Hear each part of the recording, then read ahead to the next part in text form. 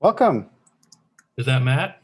It's me. Hello. I see you with doing so many streams. I think this is the first time we have ever got to communicate over them. Yeah.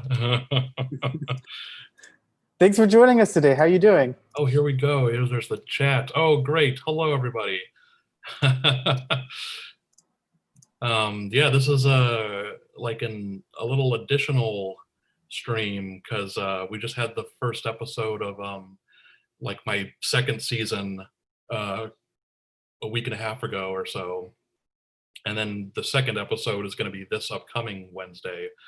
But this is like a CTN live exclusive sort of little hour stream where I just I don't know if there's anyone in here who doesn't know me, but I'm Nico Colaleo, and I'm creator of Ollie and Scoops. It's an indie animated series on YouTube, and I thought just kind of do like a Q&A about producing your own independent show and what that's like and the challenges and stuff like that. So anybody can really ask me whatever they'd like.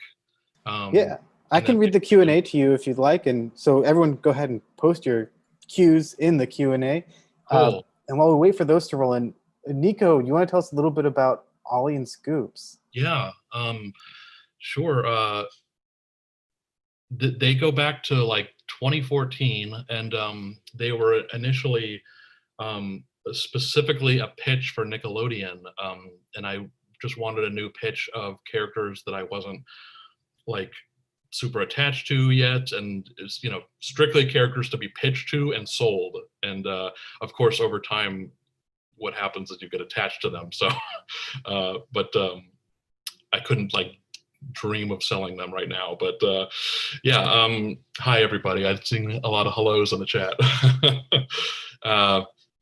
Yeah, initially in 2014, Nickelodeon was doing like, and I was working there too, and they were doing like, what was it, like a shorts program, and they were just inviting tons of people to come up with their own pilots. It was sort of like the 90s, the What a Cartoon show that Cartoon Network did, where it was like everybody come in, pitch a little short pilot, and they really liked Ollie and Scoops, but they passed ultimately just because there was 1,000+ pitches and there just wasn't enough room. But they initially didn't have any notes and they really liked it. So I think if it was, I think they would have gone through with it if there wasn't just so much other competition and other pitches being made.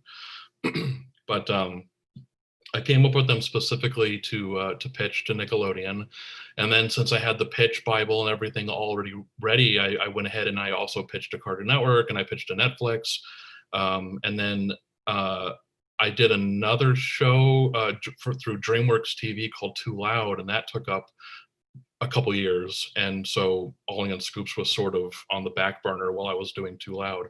And then once Too Loud ended, and then now this is like late 2018, I was like, well, I need to keep working on something, otherwise I'll go nuts. So I thought, it's been a long time.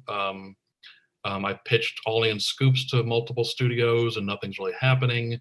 I've got funds saved up. Why don't we just make the show? Just me and at the time I had I already had my own crew because it was the Too Loud crew of animators and background artists and board artists. And so I said, let's just make it Ollie and Scoops without any studios. And then throughout 2019, we worked on the pilot, and then the pilot showed up summer 2019, so a little over a year ago. And since then, we've just been making episodes, and they come out every couple months, every few months or so. And we're up to 7 episodes now, and I'm almost done with the animatic for the 8th episode, and then we'll be animating that after the holidays. So hopefully the 8th episode will be out around spring. But it's really it's gotten a really great response. I actually really like reading the YouTube comments because like 98% of them are really positive, and they just people just really like seeing quality cartoons on YouTube. So I've been really fortunate to have such a good response from the show. That's so cool. And it seems to be just like every episode seems to be getting more and more popular than the last. Yeah. When you start a show, it's kind of the first few episodes are kind of a drag because you have to it's all the boring stuff. You have to introduce the characters, introduce the world, introduce everything that's going on.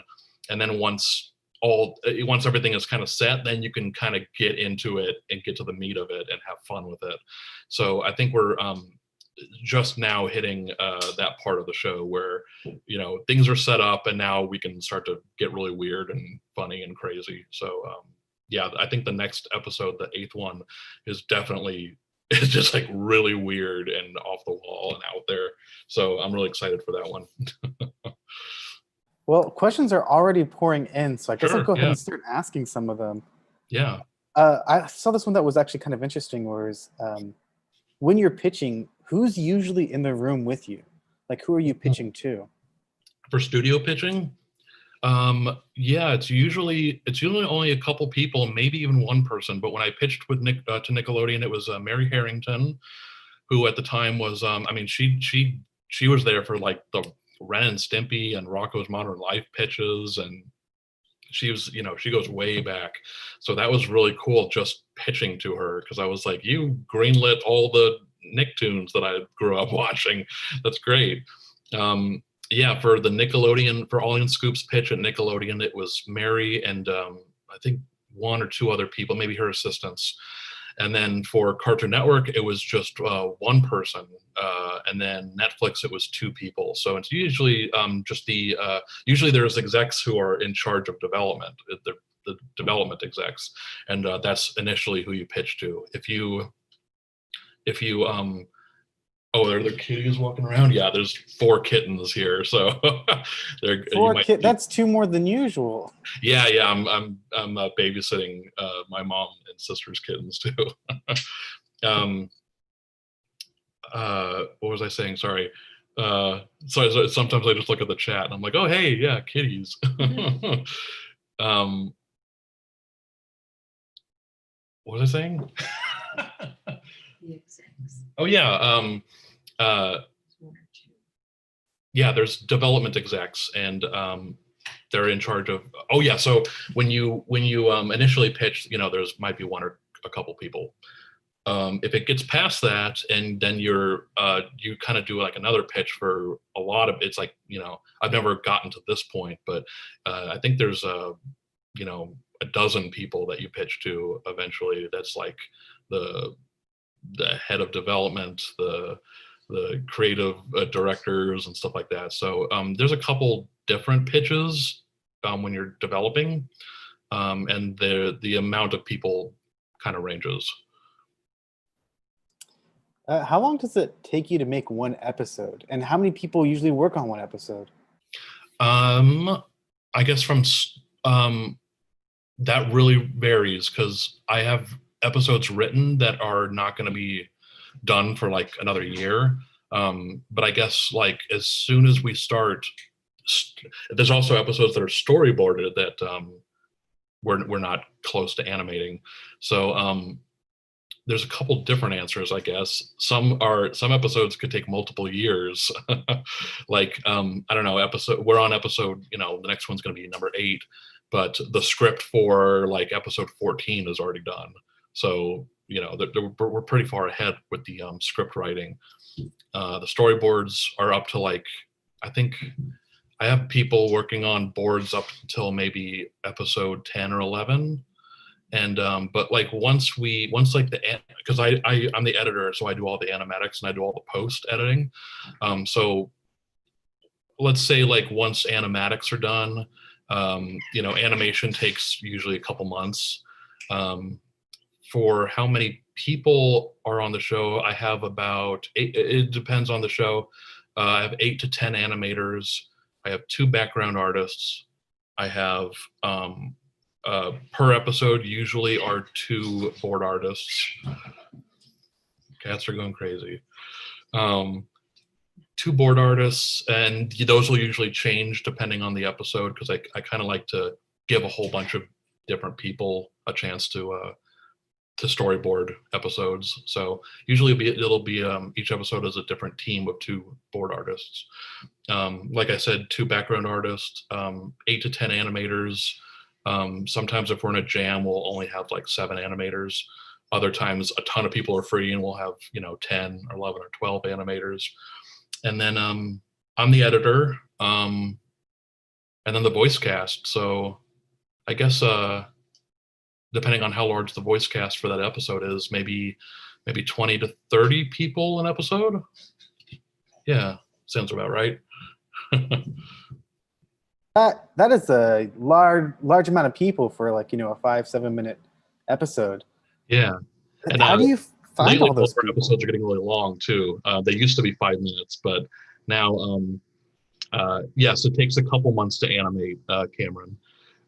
Usually, hopefully not longer than a couple months, but also, like I said, the episodes used to be 5 minutes, but lately the stories and the scripts are a lot longer. So our past couple episodes have been like 10, 11 minutes. And I think episode 8 is looking like 15 or maybe 18 minutes at this point. The editing timeline I have for it is like 17 minutes, and I think it's going to be longer than that. So yeah, they're getting a little bigger.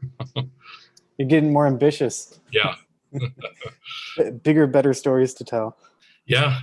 Like I said, once we get into the show, we can actually get into the show and have a bigger stories and more characters happening.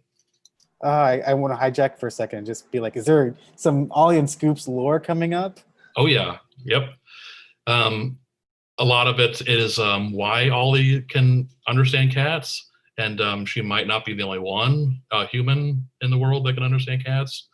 We'll have to see, but yeah, there's other stuff. Like episode 3 ends with this evil scientist cat, and he's got these big Frankenstein hands because cats don't have thumbs, so now he does. So he's going to come back as like a major villain in the future. Yeah, and then there's kind of going to be an arc with the sort of main antagonist at Ollie's school, Julia Goldberger. I kind of want it to be where like the show is starting off and Julia and Ollie are just natural enemies. And as the show goes on, I kind of want them to sort of become friends after a while and then see how a friendship between them works, and then kind of go back full circle and go back to being enemies. Or yeah, it's kind of there's sort of gonna be an arc between Ollie and Julia as well, their relationship. Oh, I can't wait. And that's a really interesting continuity with the cat with the thumbs. Yeah. Kind of- I want the show to be where you can tune into any episode and you don't necessarily have to watch them in order, and you can tune into any episode and enjoy it. But there's going to be like a subtle arc over time that you would have to watch the episodes in order to kind of know what's going on too. It kind of reminds me of like Adventure Time, when there would be like Yeah. inconsequential things that like means everything like a couple seasons later. And then there's shows like Venture Brothers where like you absolutely have to watch in order from the beginning. You can't just jump into any episode, otherwise you'll have no idea what's going on. I want to get back to the questions here. Sorry for deviating everybody. Sure. Yeah, I know we only have 45 minutes at this point too, so I can make the answer shorter too. We talked a bit about your crew that you have on your episodes. How do you find them? How do you recruit them? I recruited most of the crew from Too Loud, and that was either friends I already had, or if there's someone I need for a position and I don't know anybody, or everybody I know is too busy, then usually I'll either ask friends for recommendations, like, hey, sorry you can't make it. Do you know anybody who would be good at the what I was asking you to do, boarding or animating or whatever. And then a lot of times I'll go on Twitter and just kind of put a call out and just say like, hey, I need a board revisionist or a board artist. Just comment with your reels, and that's really tough because I'll get like 150 people that I have to spend all day looking through their reels, and it's a bummer because I can only pick 1 or 2 people out of 150. So I always, you always kind of have to break people's hearts, but unfortunately, I don't have 150 positions available. Our next question is asking about like software. Like, what software do you use to put together your own short, and is it similar to what they use in the industry? Yes, it is. All the board artists board in Storyboard Pro, and that's the industry standard.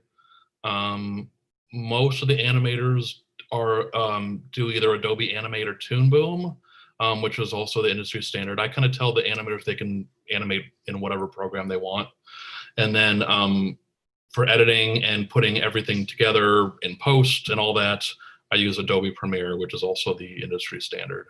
It used to be Final Cut 10 years ago, but now it's Premiere. And so we use pretty much the industry standards for everything. What was your biggest inspirations for Ollie and Scoops? I just tweeted this like a week ago. It's Calvin and Hobbes, Fraggle Rock, and what was the third one? I'll get it. Do I need to pull up Twitter? There's a ton of inspirations, but classic Looney Tunes, classic Disney. I think Rocko's Modern Life is my favorite kids show ever made. So there's a lot of that. Calvin and Hobbes, the two, the human and the animal best friends, and Simpsons is great. I love classic Simpsons. For live action, I love the 3 or 4 big ones for me are all the greatest sketch comedy troupes. There's Britain with Monty Python. There's Canada with the Kids in the Hall, and then the U.S. it's Mr. Show with Bob Odenkirk and David Cross. Those are those 3 sketch comedy groups are really, really big in my life. I have a ton of other influence. I mean, music. There's so much. Those are the immediate ones, though. What I'm hearing is if you like any of those shows, you need to go watch Ollie and Scoops right now. Sure. Yeah. What is production management like when you're running your own independent show? Well, everything starts off with either an idea I get and turning into the script. I write all the episodes, but sometimes I'll have a writer's room, the best I can do in a pandemic anyway, or just have people come over, and a couple friends of mine will just flesh out the story, make it funny, make it as goofy and interesting as possible. Once the script is written, I will have the board artist create the storyboards. It depends on the episode. I'll usually be like, oh, this person and this person I think would be really good for this one because this one's really weird. Or like, there's like a Halloween episode next year that I was like, oh, these 2 people are really good at, creepy. That'd be good for them to board this one. This episode's really, really cute and really sweet. These 2 people would be really good because they draw super cute and everything. So boards then go to Animatic, which I edit, and I just time out the whole episode. Oh, well, obviously we record the voice cast. It's been pretty tough with the pandemic. We haven't really recorded at all this year, but thankfully, and it's like I saw the pandemic coming or something. I don't know, but last holidays and January and February, we had so much material written that I was like, let's just get all the voice records out of the way. So we have like tons of records for future episodes. So thankfully we didn't really get delayed much because of the pandemic. We already have a lot of episodes recorded. And then once the animatic is timed out, you export each scene, and then I distribute all the scenes to the animators, and also like the storyboards. This is it's like oh, this shot's really crazy. I think this animator would be really good for this shot, and so I kind of pair up the animators to what shots I would like them to tack on, and then animation's done after a couple months. maybe a few months if the episode's really long. And then I composite all the shots together in post-production and post-editing. And I'll add in last sound effects and do a big audio mix and all that. I can do all that from Premiere, and then the episode's done. So, yeah.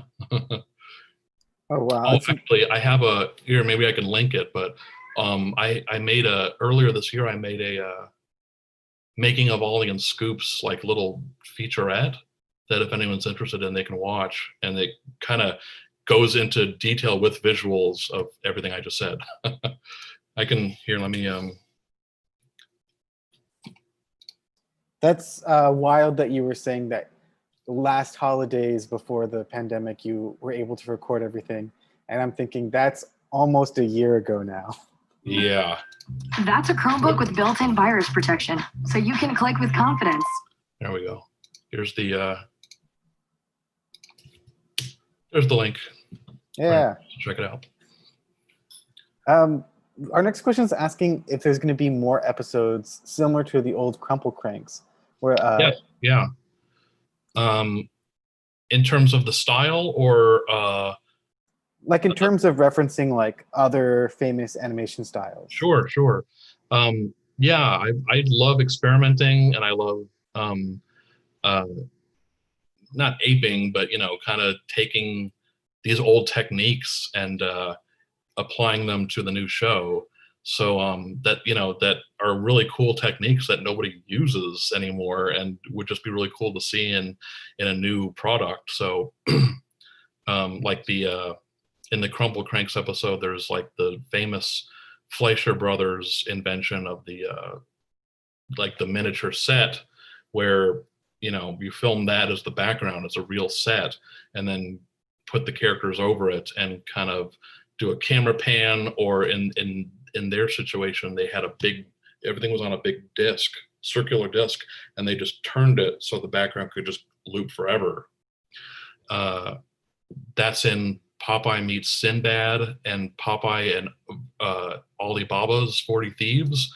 Those two shorts in particular have just these amazing live action miniature sets, and then the 2D animated characters laid over it, and it's just a beautiful pair up.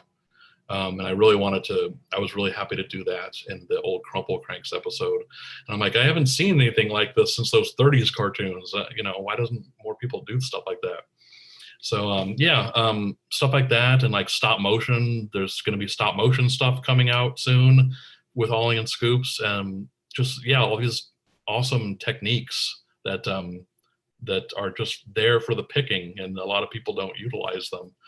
But then also, there are going to be episodes coming out that, like the old Crumple Cranks one, which focused on two of the side characters, and Ollie and Scoops aren't even in it. There's going to be other episodes that focus on a lot of the side characters, and Ollie and Scoops aren't in it. The next one, I believe, is Stassi, the babysitter from the first episode. She's the older sister of Carl, Ollie's classmate, who has a crush on her. And there's going to be an episode all about Carl and Stassi at a thrift store with really amazing characters that I can't announce yet. But there's going to be an episode all about them, and all the title characters, Ollie and Scoops, are absent. But yeah, I just want to focus on side characters too. That's really cool. Oh, I can't wait. This next question is asking, how do you manage your schedule between everyday work and your independent Ollie and Scoops production? That's a great question, and it's tough. It can be tough. I just saw in the chat, will this be on YouTube? Yes, everything's on YouTube. We have 7 episodes out. Just search Ollie and Scoops on YouTube. It can be a little tough. I kind of have like, because I have more than one job too. So I kind of have a spreadsheet of just, that job, Ollie and Scoops, blah, blah, blah, blah. And just kind of like, write down what's the immediate stuff that's needed. And I try to be as organized as I can, but it's very fun. It's better than not having anything to do. I won't say that I won't say that it doesn't get a little stressful sometimes, but at the same time, you know, it's cartoons and it's all fun work. So it's at least it's all fun work. It could be just, you know, the terrible like labor or mind-numbing work, but it's always fun because it's animation. Sounds like you have like your own production schedule for your life. Yes, yeah. This next person wants to know, do you think that YouTube is a platform, like the best platform for independent animation like this? Right now, yeah, I'd say so. It has been too for, you know, a long time, over a decade now. I think that the best way to get your stuff out there right now, better than, you know, pitching to studios and is right now you can make anything you want on your own, whether it's $5 or $5,000. It doesn't matter what the budget is. You can make stuff and put it on YouTube, and instantly the entire world can watch it. And that's exposure that I think is invaluable. People really utilize, you know, social media and YouTube because, again, everybody can see it as soon as you put it up. And there's, I mean, I really, sometimes it's, you know, a little negative YouTube comments and everything, but I like that you can get that feedback because, you know, if people use it the right way, you can get some good constructive critique and stuff like that. Usually people don't use YouTube comments very kindly, but yeah, you know, I'd rather comments be there than not be there. Yeah, at least you're getting some sort of reaction out of them. Yeah. It's great to be able to see the reaction, the audience reaction, you know, pretty much immediately. We're getting a lot of questions asking for any tips on how you can manage a budget for an indie production like this. Yeah, I can just tell you what worked for me. It was just because I work in animation, you know, my day job is I work on other people's shows. So it was just years of just saving up pretty much. When I did Too Loud, I received a budget from DreamWorks, but for Ollie and Scoops, I didn't receive anything. I just had to, you know, what I did was I just saved up for a few years, and that's how the first batch of 6 or 7 episodes got made. And right now I'm kind of right now we're having a little break because I'm kind of catching up and, you know, just saving up more. That's what worked for me. So that's kind of all I can really suggest. But again, you don't have to have tons of money to make something, you know, especially if you just do it all on your own. There's artists who do cartoons on YouTube all on their own, you know, and they get a good audience still. So we have this one question that just came in. Says, Julia is a cool character. Is she inspired by anybody? Not design wise, but I mean, all the characters are a little bit, it sounds weird. All the main characters in the show are, you know, a little bit of you, the creator, like of me. I you know, Ollie is half of my personality, Scoops is my other half, and same with Too Loud. Like Jeffrey and Sarah are basically me, you know, the halves of me, 2 halves of me. And I'm not like a crazy person like Julia is, but you know, you kind of have to go into your crazy side a little bit to write for characters like that. And I don't know how much I can say because I don't want to get in trouble, but Julia is based on someone I went to high school with, someone who really loved school, and it was just their whole life. And I was very like pessimistic in high school. I was like, I hate this place. I don't want to be here. How can anybody going here like really just love everything about it and be into so many clubs? And I mean, it's healthier, I guess, but I just wasn't really a big fan of high school. But there were some people I knew that were, and Julia, that's kind of the inspiration for her. I wonder how you feel now if like someone saying Julie is so cool. Then like. I think she's funny. Yeah. I like her.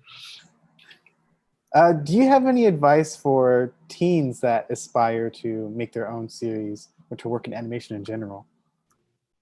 For making your own stuff, again, just make stuff. It doesn't matter how much it is. Just make more and more and more stuff. I kind of started in junior high and middle school and a high school with just making videos. And I mean, I always have to kind of preface it by saying, it's before iPhones, before YouTube. Me and my brother and our friends were the only people in high school making video projects instead of like poster projects. So that's how I kind of got started making things and making artistic stuff, videos and animation kind of at once.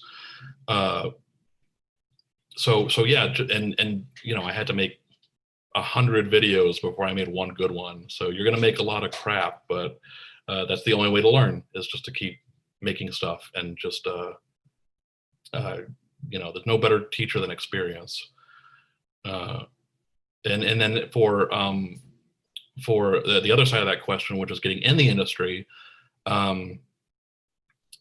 again, things are crazy right now with the pandemic, so it's kind of hard to do this, but I'll just say what worked for me, which was just networking a lot and being social, going to a lot of events and parties and stuff, and I just met people and hit it off. And then a couple months later, when they needed an editor, they remembered me, and that was how I got my first job. When I was just talking to a producer at a friend's birthday party, and and she remembered me a couple months later, and then brought me on at Titmouse and as an editor. I know that's hard. Again, it's hard to do with social distancing right now, but you also don't. I mean, it's kind of been proven in the last 10 months or so that with everybody working from home, is that you don't even necessarily need to be in Los Angeles to get a job in animation. All of it's being done right now working from home over Zoom or Google Hangouts or whatever. So you really don't need to relocate here to get work. And then if you are here, there's always, there's like Women in Animation, which is a great organization. And there's always really cool stuff going on that, I'll have art shows, and that's a good place to go and meet people. There's always things going on in Los Angeles that you can go to and meet lots of other people. You said they hired you as an editor that's an animatic editor? Say it again? You said they hired you as an editor that's like an animatic editor, and that's what you're still doing as well, right? Yes, yeah. Okay. Or the day job, yeah.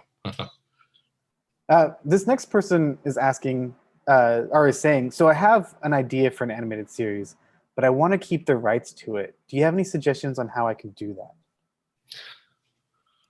Unless you're like a really prolific person like Matt Groening or someone, like, no one's going to really let you keep the rights. So I think your only option is just to make it yourself, to be able to keep the characters and everything. If you pitch to a studio and they give you the budget you need and everything, it comes with a literal price, which is you sell your characters and your ideas to the studio, and they own it. There's like really, I don't think there's that many people that sell their pitch their ideas and get it made and also retain the rights to the characters. It's just kind of not how the industry works, unfortunately. But for Ollie and Scoops, did you make like your own LLC or something? Yes, I did. Yeah. Nico Animation LLC. So they are owned, by me legally too. But if the plan is to make more episodes and use those to pitch, because I would like to eventually make a bigger version of the show, longer and, with a studio that we, work at in-house, that'd be really awesome. So I'm still up for pitching them and selling them. I would just do it to a place like Netflix, that really kind of, I think Netflix just is the place that really nurtures artists, more so than any other place at the moment. They really kind of, speaking from working there and being on multiple things there, I've seen firsthand that they kind of just let you do the show. They give you the budget and they go, do what you want, do, and you can have a lot of creative freedom, and that's great. So yeah, you can't say that about every studio. So I think just, yeah, Netflix is really cool. So it sounds like you have some future plans for Ollie and Scoops, but right now on YouTube, is there any revenue in that? There's some ad revenue, but it's not like what's paying the bills or paying for the episodes or anything. It's pretty small revenue, but that's fine. This one person's asking, do you like producing, directing your own show, or do you sometimes ever miss just doing your one job? No, I want to have control. I want to have directing and writing control. I mean, I don't think, for my day jobs, I don't think I'll be an animatic editor forever. I'd love to get into directing. You have a lot of there's a lot of cool stuff in animatic editing, but I really want to kind of run the whole gambit and do directing and writing and show running and all that. This next question is coming in. Have you thought about making Ollie and Scoops merch, or have you done that already? There is merch. We have plushes and we have vinyl figures, and let's see if we can link some stuff if possible. I mean, if you go to if you just watch the Ollie and Scoops videos on YouTube, we have like ads. Oh yeah, the video descriptions for each episode have all the links for merch stuff. Yeah, here. These vinyls are awesome, and everybody should get them. Okay, cool. I'll put a link to that in the Q&A over here, Yeah. so everyone can go get some Ollie and Scoops merch. Do you have producers on your project? I'm the producer. Just me. We just got a bunch of questions. Is Nico Animation LLC hiring? Is it hiring? I mean, I always need, I'm always interested in getting more board artists and more animators. So just write to me. Sure. Yeah, and I think I saw you tweet something maybe a month ago too. You were looking for someone. Mm-hmm. I'm going to be needing, in the next month or a couple months, I'll probably be needing cleanup artists, like animation cleanup. So, but not for a little while. And also, to whoever's asking if I'm hiring, just know it's not a full-time job. This is, it's all freelance, and this is indie animation. So it's not like a Monday through Friday, you get paid every week kind of thing. It's, unfortunately, but yeah, it's very much an indie production, which is, sometimes there'll be work, sometimes there won't be. And pay is not a scheduled thing. Right. It's like a freelance gig almost, right? Yeah, it is, exactly. When you were creating Ollie and Scoops, did you have a target audience in mind? I always had one. It's everybody. I didn't want to make something that's just for kids. I wanted to make something like a lot of the 90s shows I grew up with, which a lot of them did really well, and just making it, enjoyable for all ages. I really liked like all the greatest Nicktoons and stuff. You can still watch those as an adult and enjoy them. So I wanted to do the same thing.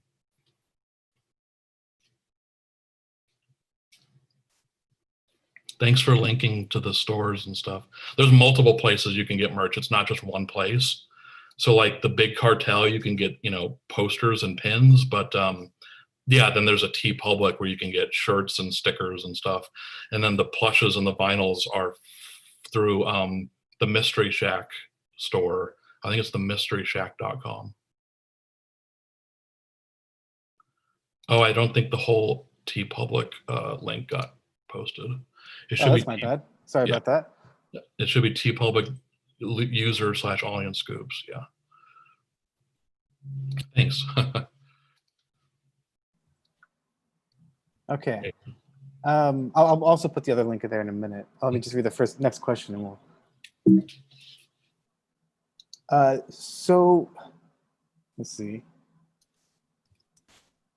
Are there any specific subjects that have less chances to get attention or being selected by major studios? Can you say that one more time? Are there any specific subjects that might have a less chance of being selected by a major studio if you pitch to them?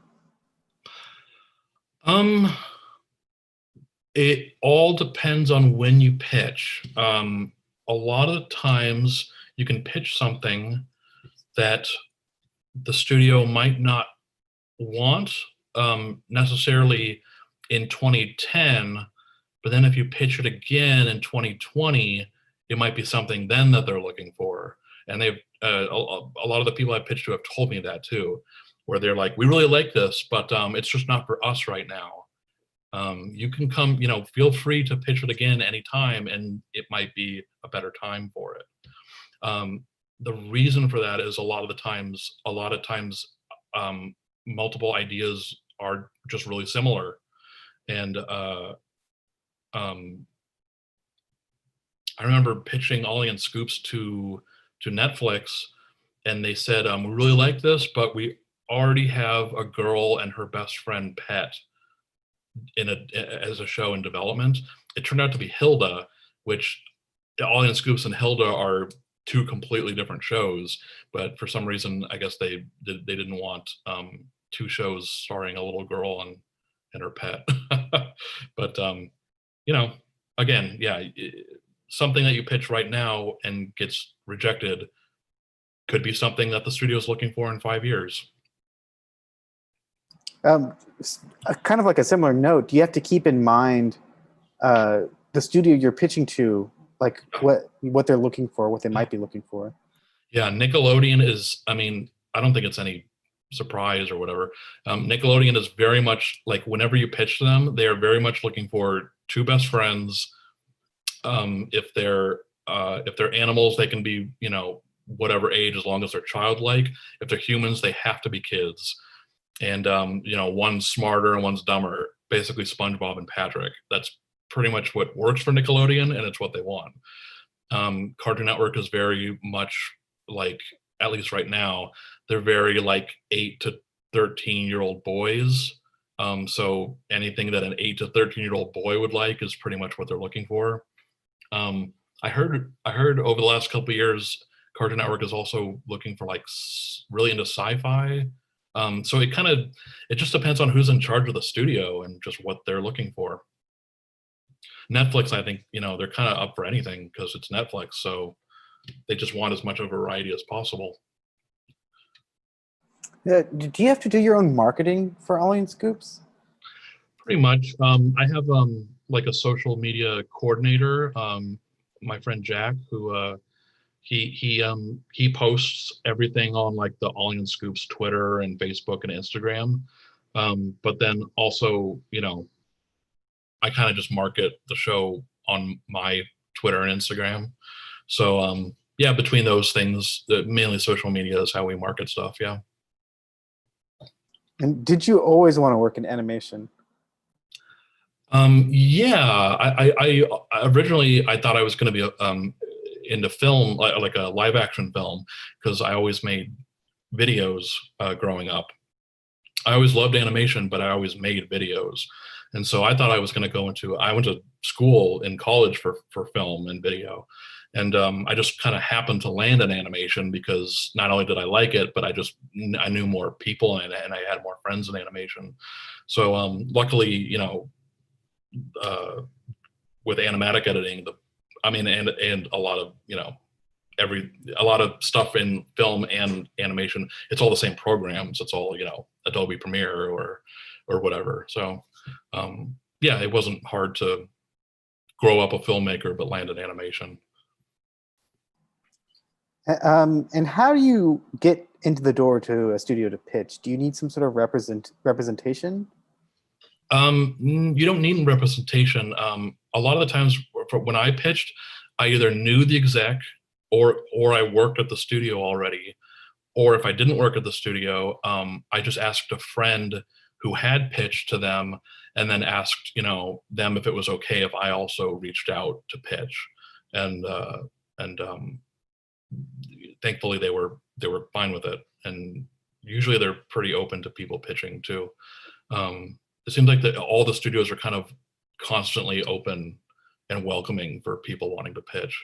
So that's just how I pitched. So that's just what worked for me. And this next question is asking can people coming up into the animation industry through production management, can they transfer to a more artistic role? Can they make that pivot? Absolutely. A lot of people who turn into board revisionists or storyboard artists or background artists or color artists or whatever, they all started as interns, or they started as production assistants or PAs. I've seen people like especially when I was at Walt Disney TV Animation, I saw someone start off as an intern or a PA, and then a couple years later they became a storyboard revisionist, and then a year after that they became a full-fledged board artist. So I think starting off as a PA or an intern is like a great way to enter the industry. This next question is asking, what are some things you've learned in producing your own show, like Ollie and Scoops? I've definitely learned a lot. I'll try to pick like one or two things. I've learned that I've learned a lot about scheduling. It's kind of boring, but it's crucial. Scheduling is really tough, especially when a lot of your voice actors are in LA, because it's just a lot of scheduling, getting times that work for the recording studio and the actor. I kind of wish like if I could hand off any job, it would be just scheduling people. I guess that would be like a production coordinator or something like that. But yeah, yeah, scheduling has kind of made me like really really organized. So that's something good that I've kind of taught myself and to do. I've learned to not like not necessarily care, but not worry about making stuff for the audience and making stuff for other people besides you. I just, when I write the show and I'm making the show, I just I think about what would make me laugh and what is funny to me and what's interesting to me. And once it's done and out there, if you're along for the ride, great. If it's not for you, that's also fine. But I found that in making something that just I really enjoy, it's found a lot of people that like it too. And if I did the opposite of that and I was only making something to please other people, I don't think I could, stand up tall and say that it's something from my heart.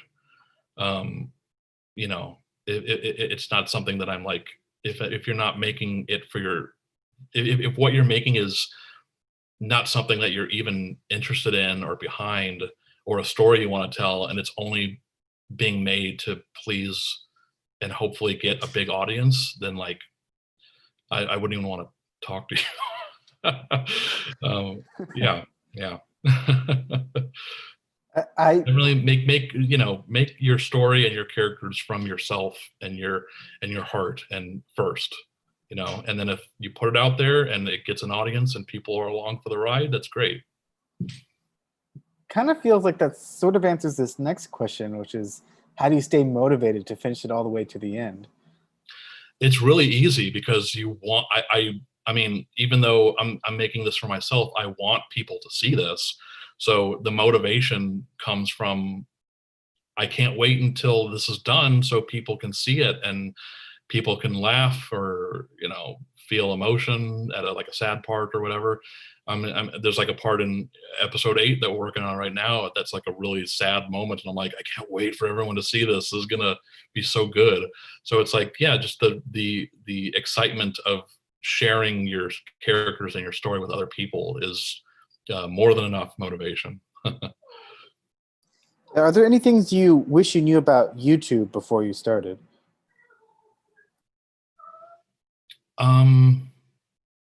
No, I didn't really, I was sort of a fuddy-duddy. I kind of didn't really know how YouTube worked before Ollie and Scoops, even though it had been around for 15 years, because I just never really used, I was like more on Vimeo and stuff, but Ollie and Scoops kind of helped me, learn a little bit about YouTube and just,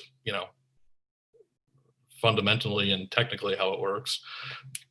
So, yeah, I didn't, there wasn't anything about YouTube before that I was like, oh, I hope, I hope I get this, I hope I get this corner of audience of YouTube, or I hope I get that corner of audience of YouTube, or I don't know. I think it just kind of naturally clicked when I started uploading the shows, and the show found a good audience. Do you have any like tips of advice to pass on to someone else who wants to make their own YouTube series? Yeah, again, just make stuff. I made a lot of things before Ollie and Scoops that aren't nearly as good, and that's fine if you want to post that stuff too, but just know that you to get good at making something, you have to make a bunch of stuff. Oh, why not? Okay, so I'll link you to my my old public access show. That's where we made a lot of videos and stuff, and that's where I kind of learned the whole craft of like writing and storytelling and characters. And it was because of all those videos that I feel that my work now is that good. It's just because I made tons of other stuff over the last 15 years. Hang on. Is that like also where you picked up your editing skills? Yes, that too. I picked up editing with editing all the public access videos and stuff like that. Okay, I don't really give this out to many people, but there you go. The show's Happy Hour, and we made it from 2003 to 2008, all through my college years, and it's just me and my brother and our friends just making really ridiculous videos. And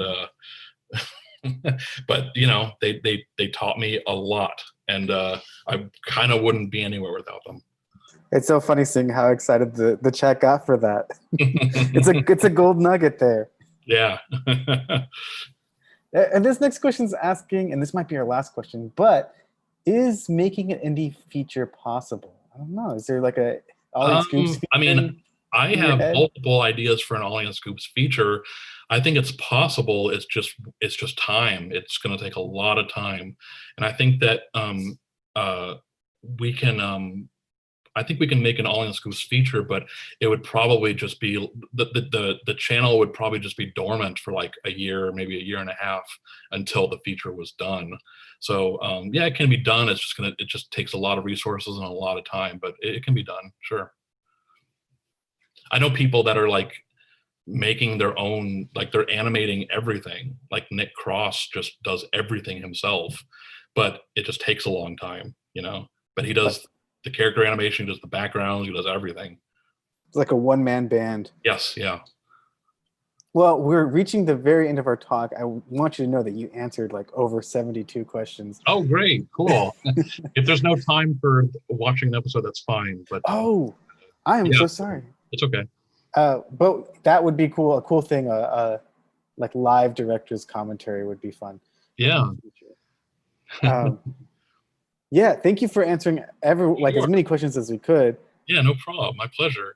I want to give you this last bit of time to, like, I don't know, add any little bit of advice or maybe plug something that you might want to plug.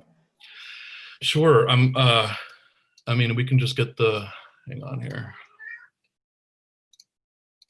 Here's, wait.